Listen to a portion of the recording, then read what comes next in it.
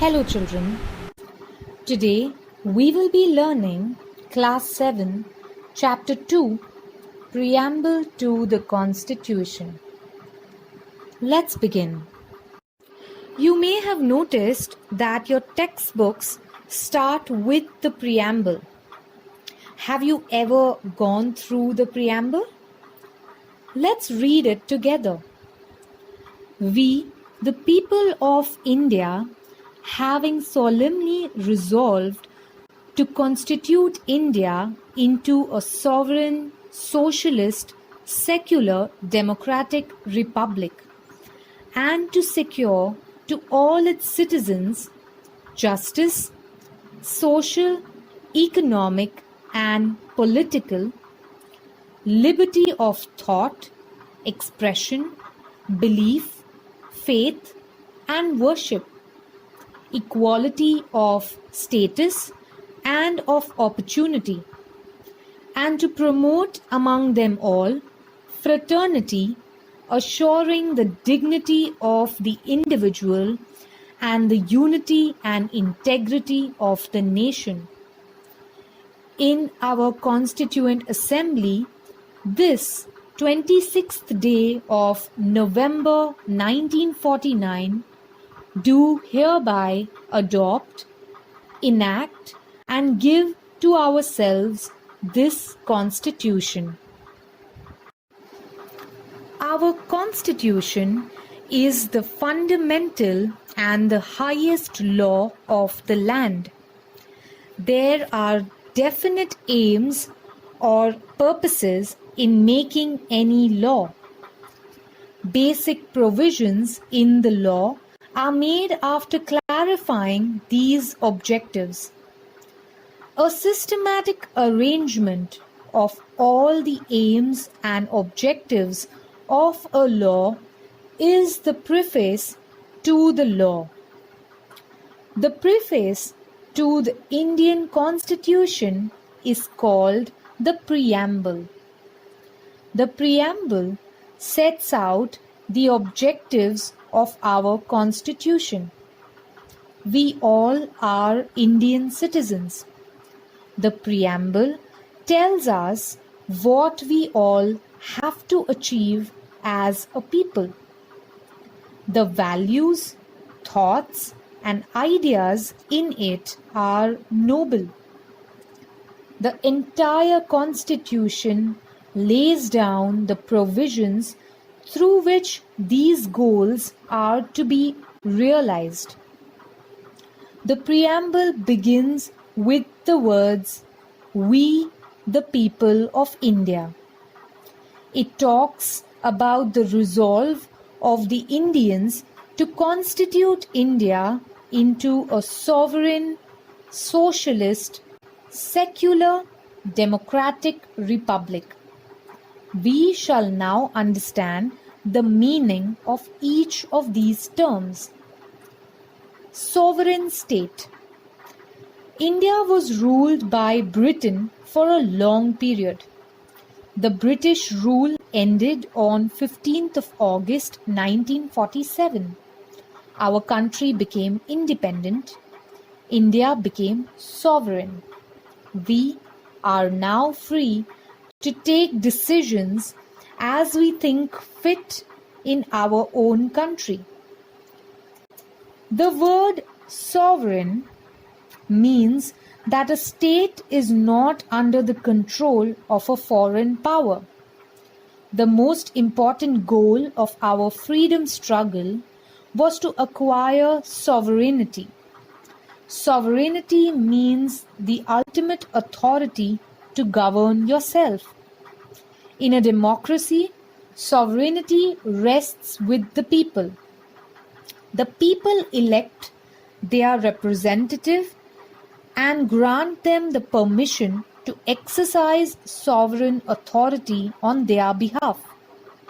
Thus, the Constitution reflects the principle of popular sovereignty, and the government elected by the people makes laws on behalf of the people. Socialist state. A socialist state is such a state where the gap between the rich and the poor is minimum. All have a right over the wealth of the country. It is ensured that wealth is not concentrated in the hands of a few people. Secular state. The preamble states secularism as one of our goals. In a secular state, all religions are considered as equal. No one religion is considered to be the state religion. The citizens are free to follow their own religion. State cannot discriminate among citizens on the basis of religion. Democratic state. In a democracy, the sovereign power is in the hands of the people. Government makes decisions and draws up policies in keeping with the people's wishes. Government has to take important financial, social and other decisions to promote common welfare. All the people are not able to come together and take such decisions on a day-to-day basis. Therefore, elections are conducted after a fixed period when voters elect their representatives. These representatives sit in the institutions created by the Constitution, like the Parliament or Legislature and the Executive. They take decisions for the entire population as per the procedure laid down by the Constitution. Republic. Along with being a democracy, we are a republic. All public positions in a republic are elected by the people. No public position is occupied on the basis of hereditary succession. The positions like the president, the prime minister, the governor, the chief minister, the mayor, the sarpanch, etc. are public positions. Any Indian citizen fulfilling the prescribed age criterion can get himself or herself elected to any of these positions. In a monarchy, these positions may be occupied by members of a single family following the principle of heredity. For example, the kings and his family. The preamble has guaranteed the Indian citizens the three values of justice, liberty, and equality. It has enjoined upon the Indian citizens to practice these values and make laws in keeping with these values. Let us understand these values. Justice. Justice implies removal of injustice and ensuring that everybody has the opportunity for progress. Establishing justice is adopting such policies that will promote public good. Three types of justice are talked of in the preamble. They are as follows. Social justice. There should be no discrimination among individuals on the basis of caste, creed, race, language, region, place of birth or sex. As human beings, all have the right to the same dignity and respect, the same status. Economic justice. Poverty leads to the evils of hunger, deaths, or malnourishment. If poverty is to be eradicated, everyone should have the right to a source of livelihood so as to look after oneself and one's family. Our Constitution has given this right to every citizen without any discrimination. Political justice. We have adopted universal adult franchise to enable equal participation in the running of the country. Accordingly, all citizens completing 18 years of age have the right to vote in elections. Liberty.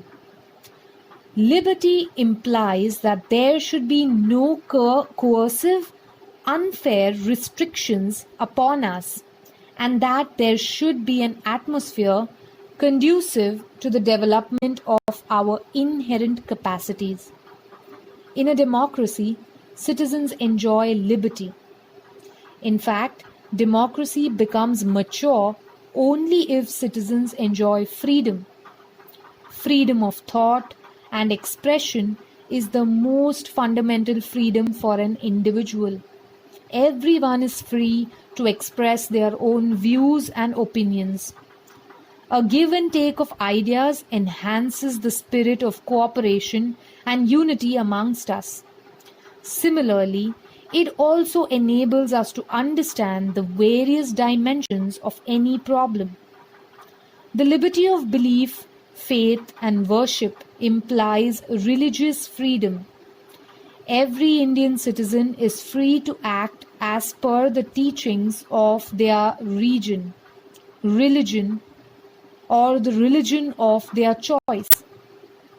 It implies the freedom of celebrating the festivals and the freedom of faith and worship. Equality.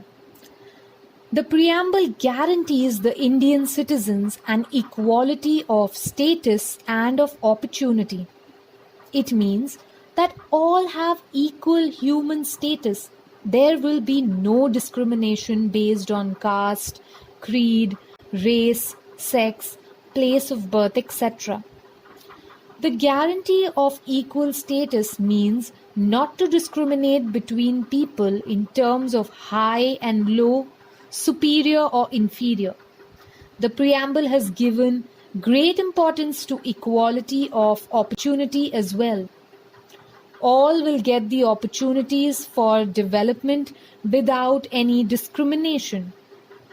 The preamble to our Constitution refers to a unique ideal or principle.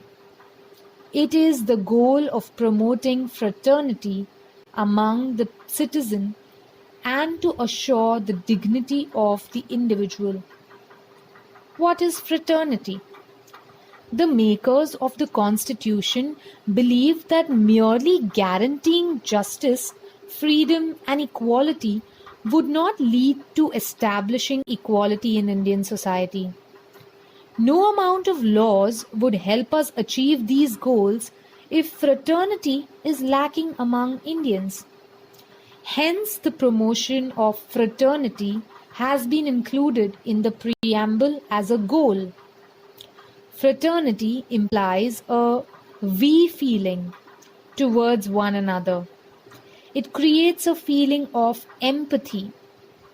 People become more understanding towards each other's problems and needs. Fraternity is closely related to human dignity. Human dignity implies equal respect to each individual as a human being. It does not depend upon the criteria of caste, creed, race, sex, language, etc. Just as we would like to be treated with dignity and respect by others, we should also treat others with the same dignity and respect. When every individual respects one another and honors their freedom and rights, dignity of the individual will get established.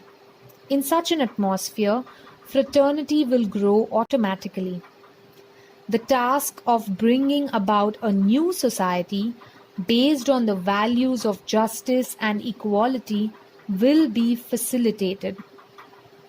The preamble to the Constitution of India guides us to this very goal.